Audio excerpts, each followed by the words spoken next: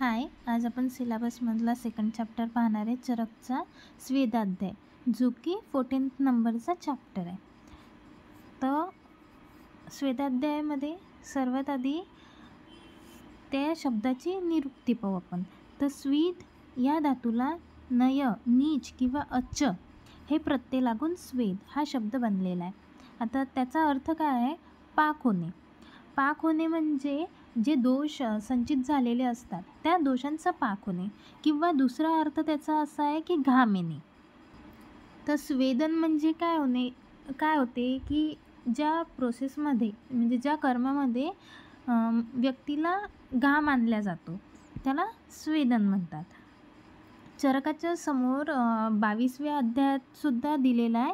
ते एक श्लोक आहे, स्तंभ गौरव शीतग्नम स्वेदनम स्वेदकारकम, म्हणजे ज्याच्यामुळे शरीरातील स्तंभन, गौरवता म्हणजे जडपणा किंवा शीतता यांचे शमन होते, हे कमी होतात, त्याला स्वेदन म्हणतात.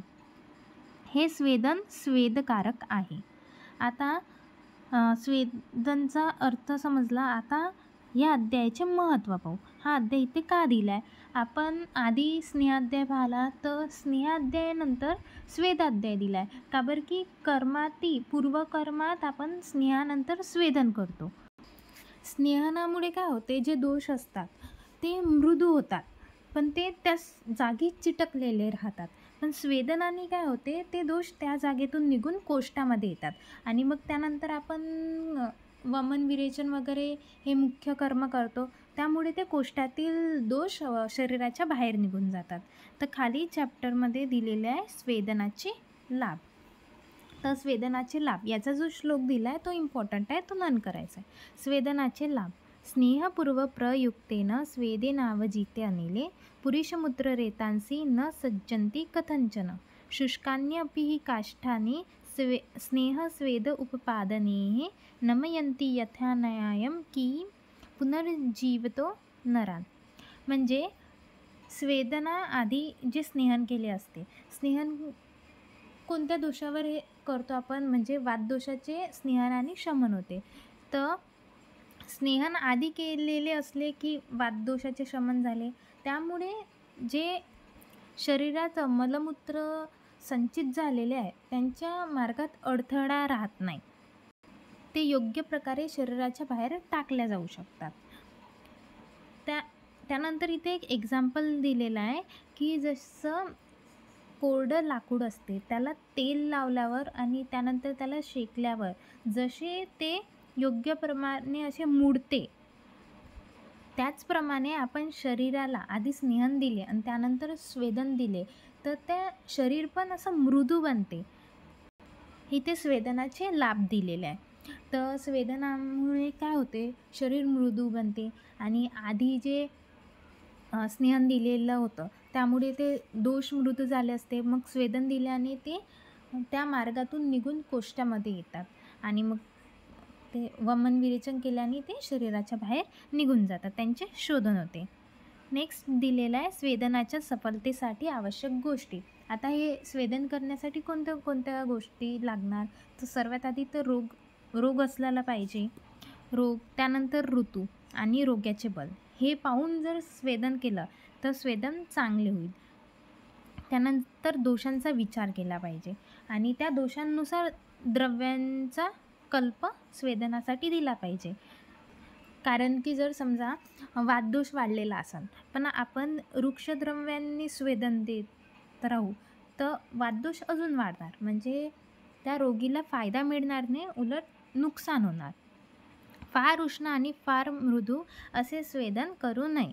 त्यानंतर अवयव आणि स्वेदनाची मात्रा यांचा विचार करून स्वेदन केलेलं पाहिजे. अवयव म्हणजे कुठे स्वेदन आपल्याला द्यायचं आहे त्याचा विचार करायला पाहिजे. कोणते अवयव असे असतात की तिथे स्वेदन नाही करायला पाहिजे, ते पुढे दिलेलं आहे, ते आपण तिथे पाहू. त्याच्यानंतर आहे स्वेदनाचे 3 भेद. इथे स्वेदनाचे भेद त्याच्या मात्रेनुसार दिले आहे. खाली जे स्वेदनाचे भेद आहे ते दोषानुसार आहे. समोर चॅप्टरमध्ये अजून 2 स्वेदन दिलेले आहे, ते आहे ज्याच्यात अग्नी दिली जाते म्हणजे साग्निस्वेद, आणि एक निराग्निस्वेद म्हणजे ज्याच्यात अग्नी दिला जात नाही.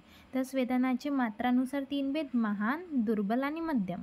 महान कोणाला द्यायचं?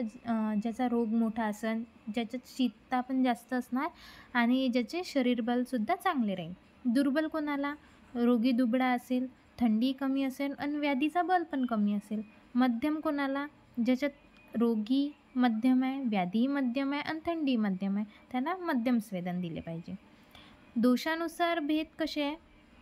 दोषानुसार आधी स्वेदन कोणत्या कोणत्या दोषाचे शमन करते? मुख्यतः ते वात आणि कफाचे हे शमन करते.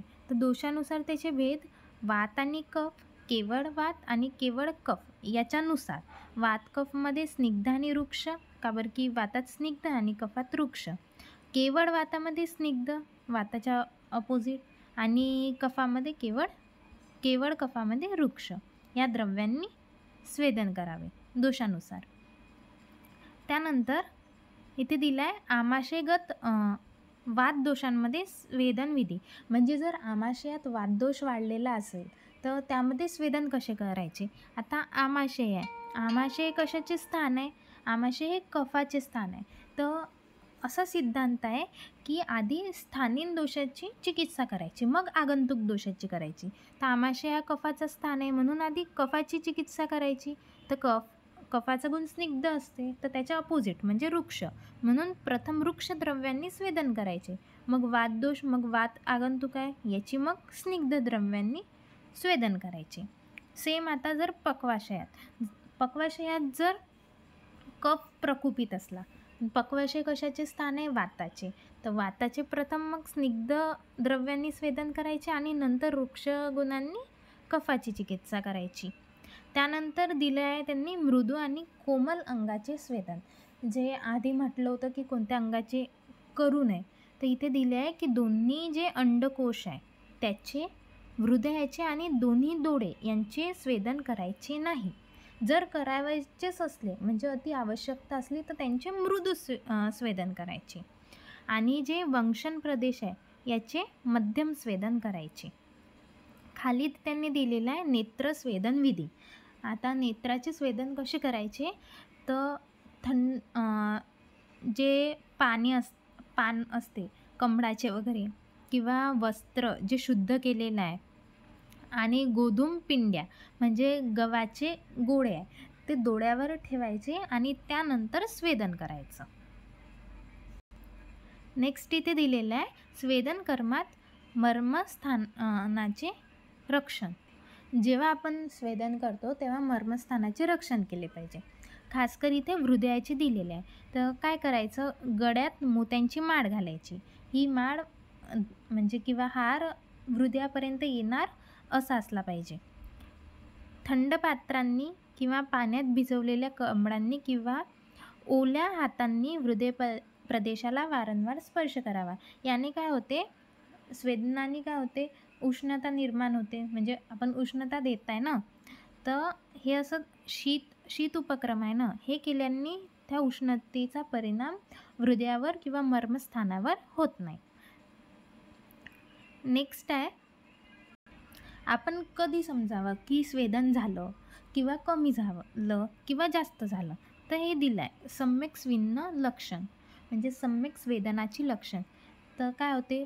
शीतता शमन, थंडी वाजत नाही, शूलाचा नाश होते, त्याच्यानंतर स्तब्धता दूर होते, शरीरात हलकेपणा वाटते, गात्रे मृदू होतात, घाम येतो, रोगांचा नाश होतो आणि थंडपणाची इच्छा होते. त्यानंतर स्वेदन झालं नाही, हे कसं समजायचं? हे जे लक्षण दिलेले आहे याच्याच पूर्ण अपोजिट लक्षण म्हणजे स्वेदन न झाल्याची लक्षण. त्याच्यानंतर अतिस्वेदनात काय होते? आधी पित्ताचा प्रकोप होते. तर पित्ताचा उष्ण गुण असते, तर उष्ण गुणाने काय होणार? दाह निर्माण होणार. दाह निर्माण झाले की तृष्णाई निर्माण होणार. त्याच्यानंतर अतिस्वेद निर्माण होणार, चक्कर येणार, शरीर शिथिल होणार, त्याच्यानंतर गात्रे दुर्बल होणार. हे आहे अतिस्वेदन किंवा अतिस्वेदनाची लक्षणे. आता अतिस्वेदन झालं आहे तर त्याच्यावर उपचार काय? तर उपचार कसा राहणार. आता पित्ताचा प्रकोप झाला आहे तर त्याच्यानुसार उपचार राहणार. म्हणजे थंड, शीतगुणांनी पित्ताचे शमन होते म्हणून शीत आहार सेवन किंवा मधुर रसात्मक आहार सेवन. त्याच्यानंतर विहारमध्ये थंड ठिकाणी राहणे आणि चंदन वगैरे इत्यादी लेप लावणे हे त्याचे उपचार इथे खाली दिलेले आहे. आहारमध्ये मधुर, शीत, द्रव, स्निग्ध अन्नपान, तूप, साखर मिसळून सत्तू, जांगल, पशुपक्षी मांस, तूप, दूध, साठेसाडीचा भात हे आहार आहे. विहारमध्ये रमणीय थंड लतांनी युक्त पुष्पोद्यानात विहार करणे म्हणजे पूर्ण शीताहार करणे. उपचारमध्ये पुष्पशय्येवर झोपणे हे पण शीतल जेवढे पण उपचार आहेत ते करणे. त्यानंतर त्यांनी दिलेलं आहे स्वेदनास अयोग्य व्यक्ती कोण आहे. तर इथे श्लोक आहे कषाय मद्य नित्यानम म्हणजे जे नेहमी कषाय रसाचे सेवन करतात किंवा जे नेहमी मद्यपान सेवन करतात त्यांनी स्वेदन करू नये. गर्भिणी इनी सेवन करू नये. ज्यांना रक्तपित्त आहे त्यांनी स्वेदन करू नये. त्यानंतर पित्तानाम जे पित्तज रोगी आहे त्यांनी नाही करायचं. अतिसारानाम ज्यांना अतिसार झालेला आहे. वृक्षानाम वृक्ष प्रकृतीचे. मधुमेही, पित्त भ्रष्ट वृद्धानाम म्हणजे ज्यांना मार वगैरे लागला आहे. विष मद्य यांनी ज्यांना विकार झाले आहे त्या रोगांनी. जे थकलेले आहे, जे बेशुद्ध आहे, जे अतिस्थूल आहे किंवा ज्यांना पित्तप्रमेह झाला आहे, ज्यांना तृष्णा अधिक लागली आहे, भूक लागलेली आहे, जे क्रोध आणि शोक यांनी ग्रस्त झालेले आहे. कामला ज्यांना आहे, ज्यांना उदररोग आहे, क्षतव्याधीनी जे क्षीण झालेले आहे, क्षतव्याधी ज्यांना झालेले आहे, जे दुर्बल आहे, ज्यांना अंधकार दिसत आहे अशा व्यक्तींनी स्वेदन नाही करावे. मग स्वेदन कोणी करावे तर वर जसे याचे हे सांगितले होते सम्यक स्वेदन. इथे काय काय सांगितले होते की शीताचे शमन होते म्हणजे ज्यांना थंडी वाजत आहे त्या लोकांनी करायचे. त्याच्यानंतर शूलचा नाश होते म्हणजे ज्यांना कर्णशूल आहे, शिरशूल आहे, कटीशूल आहे, कोणत्याही प्रकारचं शूल आहे त्यांनी स्वेदन करायचे. त्यानंतर स्तब्धता दूर करते आणि स्वेदन वात आणि कफाचे शमन करते. म्हणजे जे वातरोगी आहे, कफरोगी आहे म्हणजे कफात कसं किंवा जे स्वेदन आहे ते अवरोध दूर करते. मग अवरोध कशाने होते. सर्दी झाली असली, खोकला झाला असला किंवा उचकी श्वास यांनी असा थोडा अडथळा निर्माण झाल्यासारखा वाटते त्यांनी स्वेदन करायचे. किंवा जेवढी वातज रोगी आहे, पित्तज रोगी आहे यांनी स्वेदन करायचे. इथे दिलेलं आहे चरकमध्ये प्रतिशाय, खोकला, उचकी श्वास, शरीर जळता, कर्णपीडा, मन्या शूल, शिरशूल, स्वरभेद, गलग्रह, अर्दित हे वाताचे सर्व रोग, कोष्ठातील रोग, अनाह, विबंध, मूत्राघात ह्या सर्व रोगात स्वेदन करायची. त्याच्यानंतर ह्या चॅप्टरमध्ये साग्निस्वेद आणि निराग्निस्वेदाचे एक्सप्लेनेशन दिलेलं आहे. आधी त्यांचे द्रव्य दिलेले आहे तर ते द्रव्य एकदा वाचून घेतल्याने होऊन जाईल. म्हणजे ते एवढे इम्पॉर्टंट नाही, फक्त एकदा वाचून घ्यायचे. त्यानंतर साग्निस्वेद आपण पाहू.